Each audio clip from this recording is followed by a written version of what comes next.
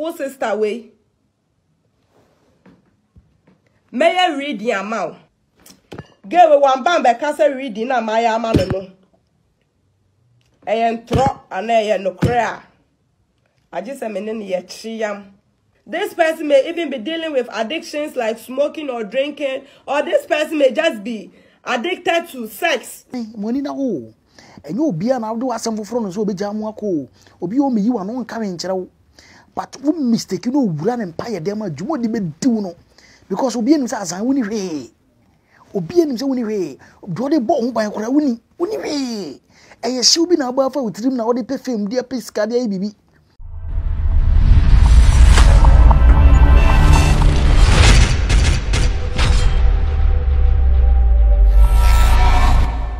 Ahwefo empanyifo se wotine wonsa we ewo unua so no na wo afi se miensa na wo no na eno ye den e kire wo so se mo amunim se Ghana fo nsamba celebrities fo nsamba oman we mu a se ne ye nua no mo YouTube yi so YouTube channels yi so aye mbobodin bebre nso unim mbetuma fa nsamba be kanipa ho asem. Hey, ye beka aju obi asema meto efi aswas ne gasamba ne ye ka twesibuache de ba ne ye ka ya kan ye kam ye dum because omno me celebrities no mun sam de ama ye kwan ne yetumi kan se ne ye den ne ye pe na we de amane sa ye nua ba owo GHPage a ye friend no Abena Gold utumu se ne Akosua mun Gοddess insensam ye den e ba ye no an omo tena omshow no so eno ma di hu komo akeka ne hu nsem na wei na ama Akosua mun Gοddess anya ne de otumu se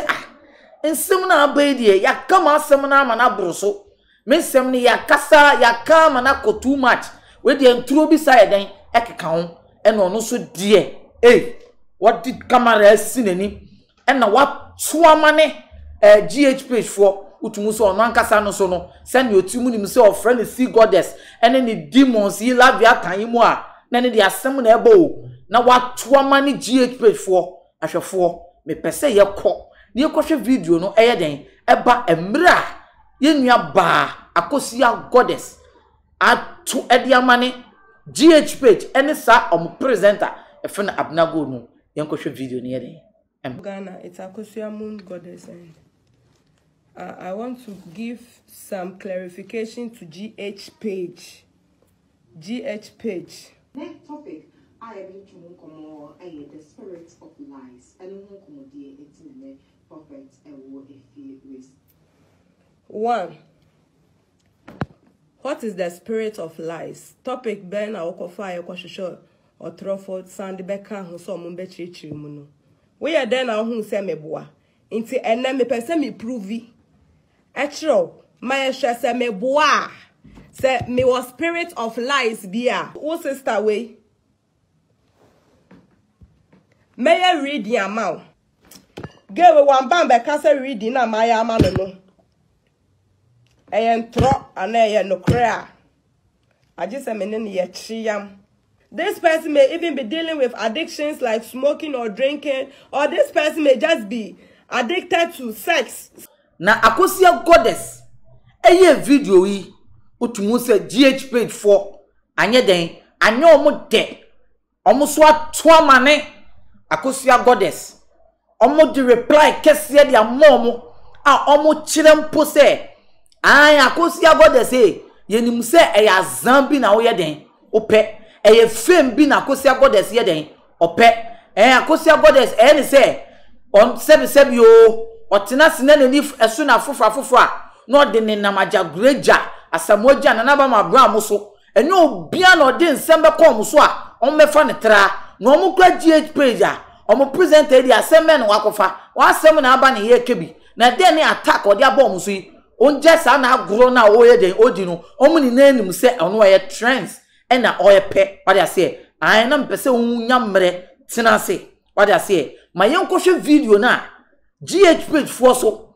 atoamane Akosua Gọddess a omo kire se wo ya zan oye nkontompo eye social media trends na oye den ope agro ene wo nani so play bi na oye den o play omo so ma koma dwen papa ma yenkohwe video ne ye den Montage lady here or TikTok, Akosua Gοddess or something like that. Montage na mama na men kasa men share no. Eraba me gidi se ohwe.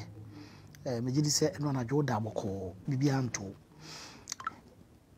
Empe bebre no oba bonten be bubu amanfo din na wo kansem na wo bo we din na wo kansem a. Asem obia kan se o wabodam. O Wεεd wabodam. Wεεd onu wi enti yenja no. Ma yemfie no. Mami but asa wo de dam no ahye atade na wo de akata wanim na wo di dinsi mu no eya broso oba waso afofra yi GHPage for frame. That is what I can tell you. So waso afofra yi GHPage for frame. You granted interview recently with a sophobia ono no catch you say de wo ye nyina ye ntoro. Yes, me nim say ntoro na wo de wo ye bia nyanza bia nim we are aware said the bia no ntro ye nyina obi anim but it doesn't matter obi ana kwan be fa so agedin obi ana kwan be fa so any celebrity obi ana kwan a o de be fa so access ska with social media nti na no mfa me ho wo so kwan no so be yesa and asofo na ka che wo say se we oba aya bonidin one monidin one ti ono de no anka na se presenter no the innocent lady or tene baby or no eye na djuma no ono na wo twitwa ntro wonsem akeka so ansisi so and I why say I will be invest and so me tie nsem no twice ba kokre mo na to aso anya nzari ba kokre no so so you are na me ka say ontwa so na basically she's a lion and as a lion so you do not concern yourself with opinions of a sheep. What I say, it don't forget about you and everything. But me we foot with the mom. I foot with them the bread one day. Yes, two pako na be shady for. What we can Mac Brown, what can a giant, what can will be also na ko bia. Me am so for jagraja crowd was a mo kono. Mami, money na ho. And you be an outdo asem for so be jamu ako. Obi o me you no nka me nkyere. But we mistake you know run empire dem adwuma de be diw no because obi enim say azan woni hwe obi enim say woni hwe do de bo ho ban kora woni hwe eye hye obi na ba fa wotrim na wo de perfume de pesca de bibi wo foforo kwa hwe no bi ti sa jagraja wo wasam ko foforo no so a oba ebe yi wusesini ye ni nim de ehu ene ye ka kire wo GHPage 4 twasam twano no free o mo so me de me tufo eye fotuo na me de bre wo ne Yazana we some better okay nyansa bi anim ye nyina hu na ajana 1 ajana 2 ajana 1 ajana 2 ye so nyina ye hu bi emfaso ni so but I'm telling you money na ho topako no wan hwe ye na kohyedifo a obebu sisi makrawo my busa for my kan share mo say hi GHPage news ya ba TikTok nti no aya mo momoden na mo follow ye na GHPage enko danim ye de news ni be start here ba hadom GHPage TV on YouTube menim say mo follow ye mo subscribe ya mo go on subscribe ye can subscribe GHPage news on Facebook and also so no mo follow ye Ghana page so Facebook mo follow ye GHPage news on Instagram haso ye GHPage aya mo kai na mo follow ye me kra mo me de besia na oba moni na ho na obi hia difo na ahwefo mu hwe de enua be mai kan ya otumu se ayan mu so makoma anya den anto mu yem makoma nko amoboto anya den anto mu yem na ejo mu so ma choama ne Akosua mu Gοddess se maame hwe ma weni nda ho obi a wote Ghana na wo kan wadwen e de kyerɛkyerɛ mu ayan obi a na do afofefe be kom so na otumu se yenua be mai onyo tai kwa jagraja ma wakwa jagraja wo kra den epe no kyerɛ se obi antina office ka obi a no be kana se no mfiwa ayan di minim be bia GHPage for senior wo ka se ebi omo so mbefa na uhwe mu a onsensem de ba say ya na nkofo emma comment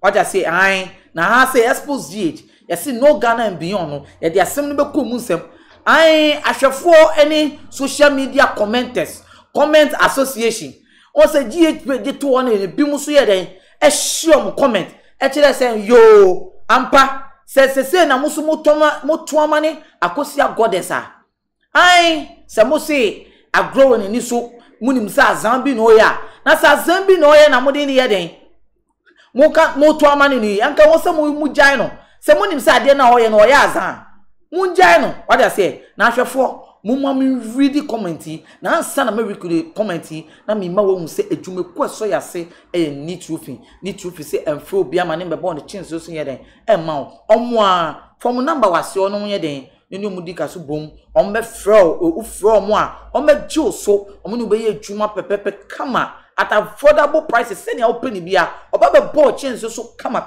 e the amount. I will GHPage for Ankasa page as you see. Yen you bema set aside. Or say the problem started with your platform, giving her attention until she brought it to your doorsteps. I kept seeing posts about her, but I just scroll past. Stop posting topics about her. Just say yen you bema chile say. Adi ode ba muso a mo na ya mo posting the video. One I am with the issues, but one I'm posting in one sem. It's the young say now what can ask one man in asama mama. The young say move join the post here, a posty, and a beer, muja the post here, munya viewers and yes, I'm to us way. Yen ya owusu menu, or say, yen can new a cheer, o see a growing yet there. Yen can new a cheer, o see a growing ye and yet there. Now that she turned to you, you are here saying what? Abrona ye detu. Mame water continue for us. And luta continue. Just say, what you say? Agro say, ye can do a chia. O say agro ye de. Say, you would ye bo a chia. And you would want some bana Ghana for a car. Utmu say na yas. Then yo, Tracy Watchman sem na Akosua peja when him say GHPage. They are one of the leading YouTube channels in Ghana. Na omo kamonya time. Ni ye inviting Akosua ni ye discussion. Now go in the abesi musu die adena mukasa and won say mukasa what they say ai now yen yo husu menu dey say eh mami water see Gοddess ba kope love ya tayere oh shiro koso obi obe ye rough bia mwa for love ya tayere emanu na me say aka comment ni biom yen yo Priscilla kwashi so o say serves you right and on this serious emoji here den eto or see now your page you take promote her videos on social media. Nanyama, if she hadn't attacked your media page, would you have reacted? Aha. More than we use page send American and I'm promoting no. Someone what more posting one attacking one come more posting mobile reacted the B. I na me say ko. Yen nearby and provider or say in someone in Akosua GHPage as you. I say, why are you saying she's mad? Is it because she's lying? Or do you remember the time you post lies about innocent people? So does it mean you are also? She will soon read your own card and you will know that it feels when then she will later come and apologize to you. So no chere say. Now then mo kasi wa bodam. On board dam ye send ye video ni ken. On board dam yo that be on board dam ye. That na wokas wo twantro.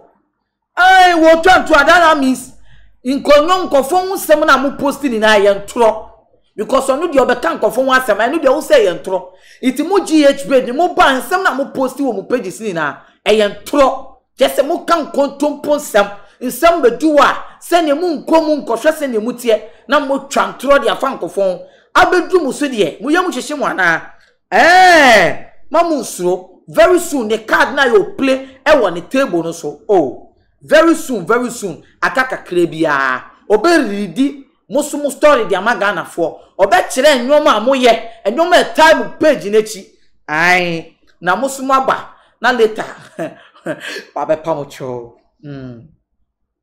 na me comment in the door say was me reading ma na moye den ohwe bi obe say when yenua Bettina Azemba or say when it got to your 10 there, she's mad. I bet you are part of her fame. When she was circulating lies about people there, you were happy to blog it. Now there she is mad. She's not oh. She's not lies, bia keep blogging. So to move say, Emra na wo twantro, e di fa samoja na Mama Brown, ajagureja, e fia so snega mu ni na de mu pa, na mu posti, na mu nua Abena de pay oto, no so blogging. Now what is the difference? Say no come one semana there. Mosu abodam. And they were abodam then in semana mukanina mosu sebi. Moso mabobɔ dam ɛna motete wɔn na moka enkonfo ho den ehun sem no we de yen nturo bia. So let's keep blogging. Just say enkonfo support it.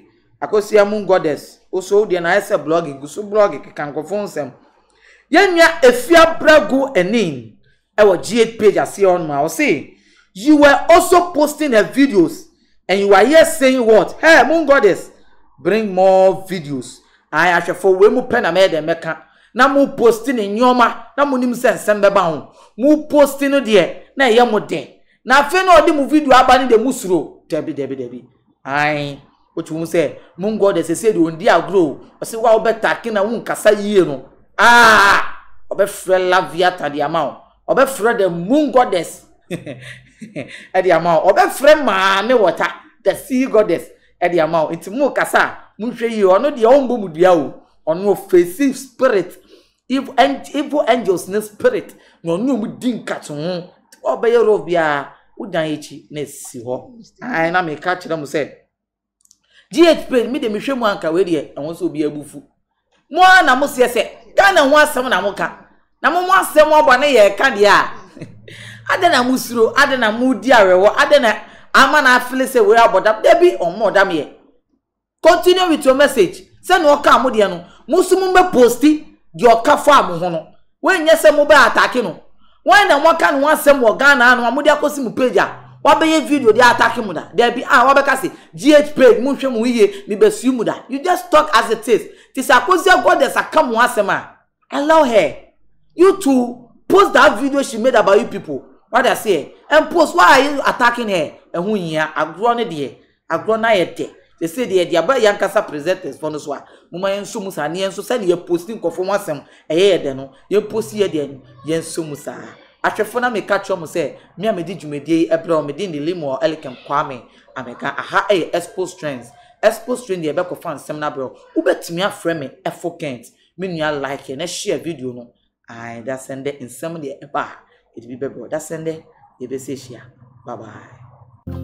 Oniado for dear no how a dear no adwendwen dear no kodan na edan e na wasiewie e na wo penchen papa e de abosom anadan a wutimo na senso to a enwuno enunti ama wonna akwakoye bisi basa ene enne me de asempa enam ne true things ebie wo mo ensem e de amasan krofo ni nyina se tutumi kana bra wo mo akache na wo mo so wo haw no ano emfa emaw enunti fa wo mo number e wo screen no eso na eni wo mo endi eye kaso bonsa se wo madwuma so aninti no adansifo age womo atum ne true things ana womo adwuma edanso na wontu sika engu da biara eda